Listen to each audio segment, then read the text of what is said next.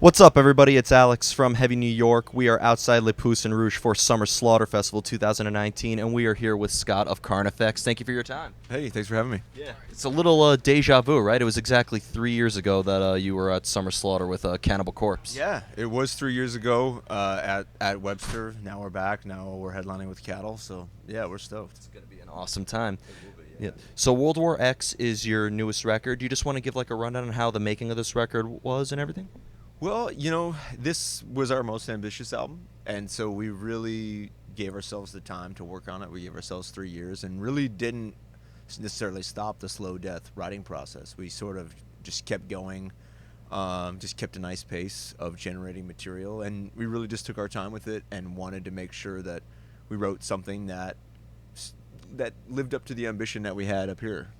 So I think we accomplished that. We spent a long time on it, 44 days in the studio. It's the longest we've ever spent in the studio with an album, as well as most times spent writing. And I think it pays off. It's the album I'm most proud of. Awesome. You also collaborated with Alissa from Arch Enemy for the track No Light Shall Save Us. Was working with her, who I would say there are some similarities between Carnifex and Arch Enemy, but there's also some differences in terms of the melody. Did working with her maybe open your mind up to new ideas and vocal styles? It was a really collaborative process from the beginning. When we first sent the pre-production demo over in, I guess it was probably September of last year, she instantly responded to the material and had ideas, and we started trading ideas right out of the gate. So it was fantastic to be that collaborative, and that was really the point. Was we wanted it to be a collaborative process, and we wanted it to be something that we went on the creative journey together, rather than saying, here's a finished song, who can we plug in as the guests, for the hype. That's not what we wanted to do. So it was very much working together from 5 months before we even went into the studio. You mentioned that this was a very ambitious album. It's fair to say there's not really like a formula that you stick with in terms of songwriting, right? Every record calls for a new approach and maybe even some experimentation. Yeah, I mean, maybe our process is similar, but I think it also grows and evolves each time. I think we've really realized that for us, rewriting and taking the time to really refine our material is what we benefit from the most. So I don't know that I think our process was very similar, but I think we've just also become better at making records, Yeah. So same approach and same intention, but more skills in the toolbox, Of course. Do you need to sometimes hear music in order to come up with lyrics, or is there a time where maybe like there's a concept or a subject matter you have in mind and that could help determine the composition of the song?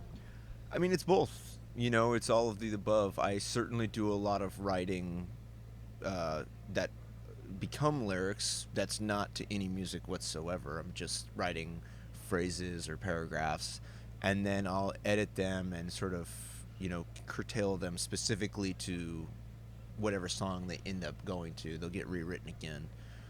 So I think it's both.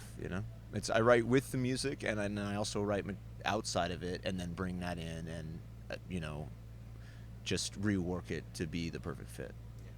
Do you tend to like to leave the lyrics open to interpretation, or are you maybe trying to inform a listener or maybe get them to see things from your point of view? I mean, it depends. I've done both. I definitely have songs that are very ambiguous and have multiple points of views, and then I think I have some that are pretty straightforward.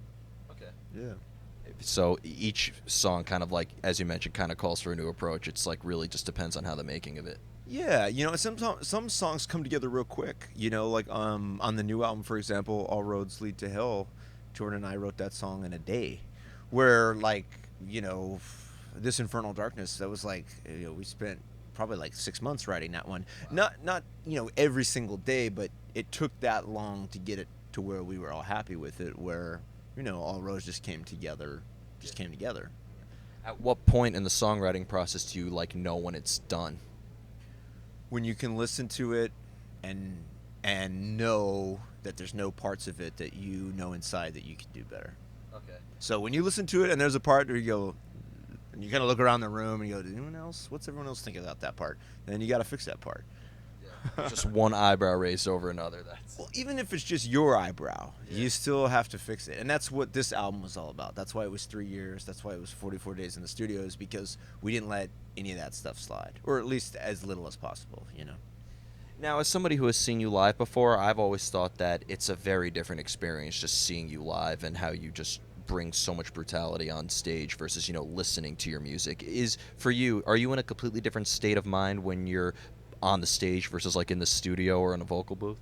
Yeah. I mean, it's two very different things. It's performing, and then in the studio you're being a musician. So it is much different. And for me, I come from theater all through middle school and junior high school. I was a theater kid, a drama kid. So yeah, I think preparing to go on stage and be a character, which is what you're seeing, is it's very much a different approach than writing a lyrics or writing a song where you kind of have the producer hat on, you know. Okay. So yeah, when I'm a performer, it is a very different.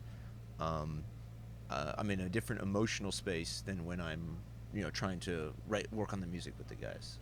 Did having a theater background like maybe help enhance you as a frontman of a band, or Oh, were you? absolutely, yeah. Okay. Yeah, I mean, because it's what informed me the need for the character in a way, because, with those songs, they're all very personal, very real songs. Light on My Face is a very personal song to me. Slit Wrist Savior is a very personal song to me. And when I perform those songs, I still have to have that authenticity in those lyrics.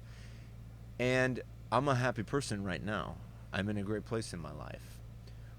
But in order to perform those songs, I still have to get there. That's where the character comes in, because the character can go there without me having to go there. And so I can perform on stage, I can live those lyrics, I can emote those lyrics, I can connect with the fans over those lyrics. But then when I'm off the stage and I'm not the performer, I can still be me and still have that authentic presentation of both selves. You kind of, in a way, just answered the question, but being, you mentioned that you're portraying a character. Is this character a complete, like, an extension of who you are, Yeah. or are you? Okay, so it's not like you're trying to escape your inner self or something like that. No, it's a part of me, but it's not the totality of me. But that aspect is so intense, and that aspect of me is so emotionally driven that when you're on stage, you have to have that. But if I was to be like that all the time, I would really burn myself out. I couldn't actually carry all that around with me all the time, but I can do it for an hour on the stage. So that's why when you put the war paint on, it's like putting on the Slipknot mask.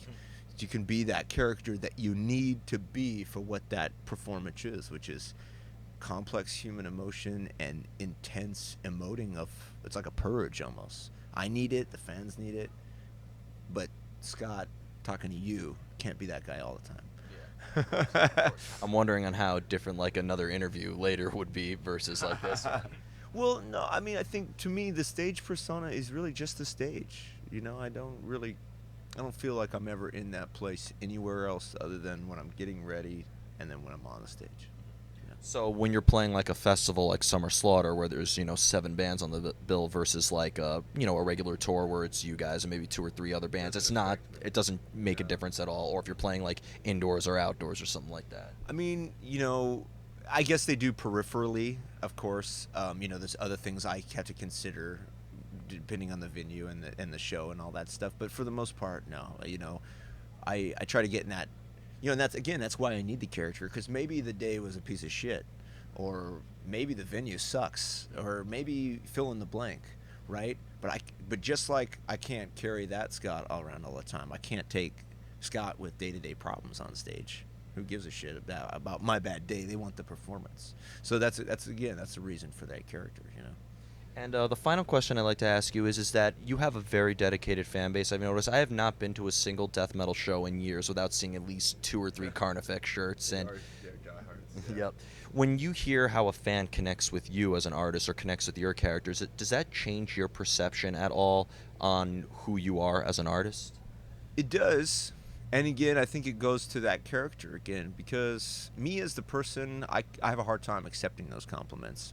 And I have a hard time accepting when someone says, hey, your music means something to me. My my inner personality can't accept that and thinks they're just being nice, or they just want to talk to me, or it's not authentic. But I know it is, really. That's just my own insecurity.